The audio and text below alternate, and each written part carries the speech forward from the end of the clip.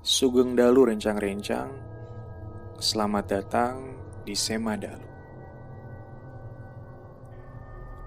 Semadalu kembali hadir malam hari ini untuk menceritakan kisah dan pengalaman menyeramkan yang terjadi di daerah Cirebon dan sekitarnya. Sudah siap didatangi lagi malam ini? Sebelum kita mulai kisah Semadalu malam ini, dukung channel ini dengan cara subscribe, berikan like-nya, tuliskan komentarmu, share di sosial mediamu, agar lebih banyak yang mendengarkan podcast ini. Kisah Semadalu malam hari ini adalah sebuah kisah yang dialami oleh salah seorang sahabat saya. Namanya, sebut saja Tio. Saya mengenal Tio sekitar tahun 2011-2012 dari zaman kuliah dulu. Dan pernah ada satu momen di mana saat itu saya mengantarkan Tio pulang. Dan rumahnya ada di salah satu daerah di pusat kota Cirebon, sebuah jalan kecil yang berbatasan langsung dengan Jalan Kartini. Jalan ini biasa digunakan orang-orang sebagai jalan pintas menuju ke jalan besar di ujung lainnya. Saya masih ingat saat itu hujan gerimis, saya mengantar Tio pulang ke rumahnya menggunakan sepeda motor, dan kesan saya ketika akhirnya sampai di depan rumahnya saat itu memang memancarkan aura menyeramkan. Tapi saat itu karena saya juga baru kenal sama Tio, saya nggak berani berkomentar banyak. Dan saat ini, saat kami bertemu lagi, ngobrol banyak, dan ternyata memang rumah itu memiliki banyak kisah yang sangat bisa diceritakan di Semadalu. Seperti yang saya ceritakan sebelumnya, rumah ini berada di sebuah jalan yang lumayan panjang. Lokasinya memang sebenarnya cukup strategis, dekat dengan pusat kota, dan rumah-rumah di sana cukup padat sehingga kiri dan kanannya itu bisa dibilang berdempetan. Dan rumah ini memang peninggalan Belanda.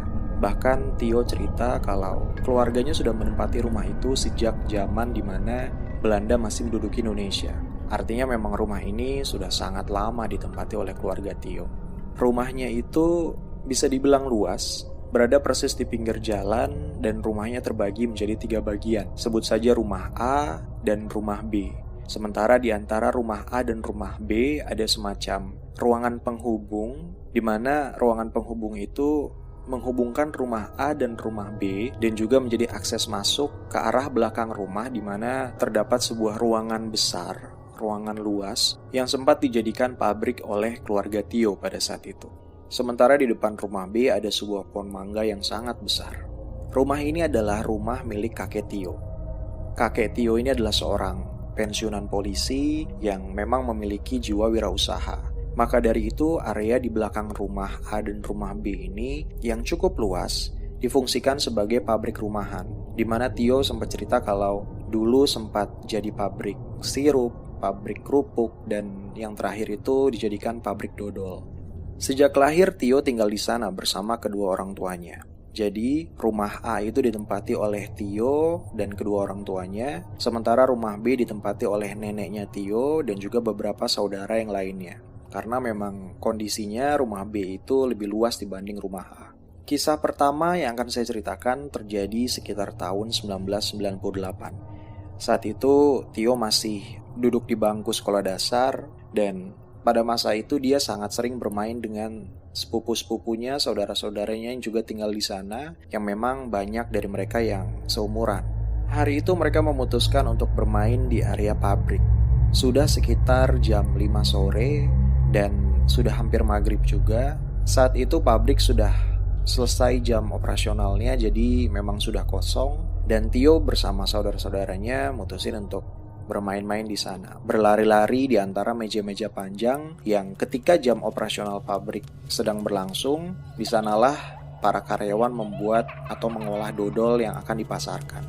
Saat itu Tio dan saudara-saudaranya santai aja main di pabrik. Padahal mereka juga sudah sering mendengar bahwa karyawan pabrik di sana yang sudah memutuskan untuk resign banyak bercerita kalau selama mereka kerja di pabrik, mereka mengalami hal-hal menyeramkan seperti melihat sosok tinggi besar di sudut pabrik, atau ada juga yang merasakan bahwa ketika sedang mandi, ketika sedang mengguyur badan dengan air, entah kenapa dia merasa ada yang mencolek badannya. Dan hal itu terjadi dan dialami bukan hanya oleh satu orang, tapi juga oleh banyak orang.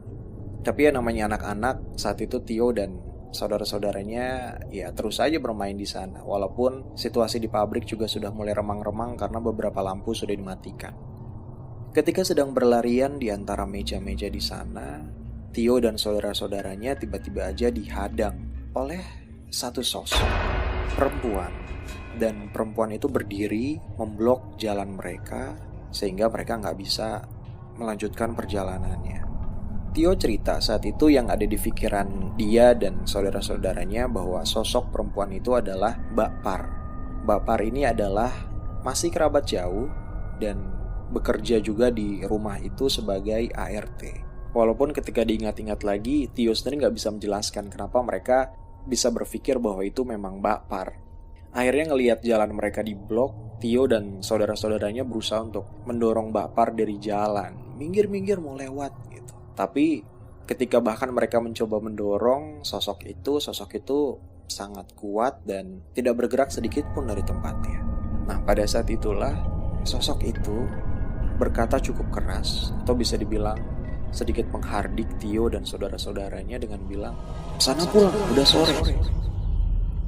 Saat itu mereka masih berusaha untuk lewat dan mendorong sosok itu, tapi kembali sosok itu memang gak bergerak. Dan karena mereka pikir juga ya udahlah ya, udah sore juga, dan sosok itu pun sudah benar-benar terlihat gak mau memberi mereka jalan. Akhirnya mereka mutusin untuk kembali ke rumah. Ya udah, kita pulang aja, pulang. Akhirnya mereka berjalan masuk ke rumah B. Sebenarnya Tio cerita jaraknya juga nggak terlalu jauh dari pabrik ke rumah B. Memang benar-benar hanya sekitar beberapa langkah aja. Dan mereka kembali ke rumah B lewat pintu belakang yang menghubungkan langsung pabrik dengan rumah B.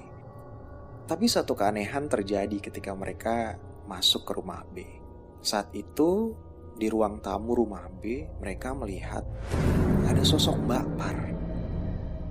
Dan sosok Mbak Par ini adalah benar-benar Mbak Par yang mereka kenal. Mereka melihat Mbak Par sedang duduk menonton TV dengan daster bermotif bunga-bunganya dan rambut yang diikat. Saat itu mereka juga sadar kalau sosok Mbak Par yang mereka lihat di pabrik pakaiannya berbeda dengan Mbak Par yang mereka lihat di ruang tamu. Mbak Par di pabrik, rambutnya mereka lihat tergerai dan menggunakan semacam daster berwarna putih kumal. Mereka saat itu langsung nanya ke Mbak Par, "Loh, kok Mbak Par cepat banget pindahnya? Tadi barusan ada di pabrik, sekarang udah ada di sini." Mendengar itu, katanya Mbak Par malah mengelak. "Mana ada dari pabrik, orang dari tadi Mbak Par nonton TV di sini. Tapi tadi kita lihat di pabrik ada Mbak Par," katanya. Dan begitu anak-anak itu menoleh ke arah pintu belakang yang terhubung dengan pabrik. Di sana mereka ngelihat ada sosok Mbak Par itu yang mereka kira awalnya adalah Mbak Par sedang melongok dari balik pintu, melihat ke arah mereka dengan rambut panjangnya yang tergerai, daster putih lusuhnya, dan wajahnya yang terlihat sangat pucat. Dan sosok itu tersenyum menyeringai ke arah mereka. Melihat itu, Tio dan saudara-saudaranya langsung blingsatan lari berteriak dan memeluk Mbak Par. Sementara Mbak Par sendiri bingung, ada apa yang dilihat. Karena sepertinya Mbak Par memang tidak melihat sosok yang dilihat oleh anak-anak itu.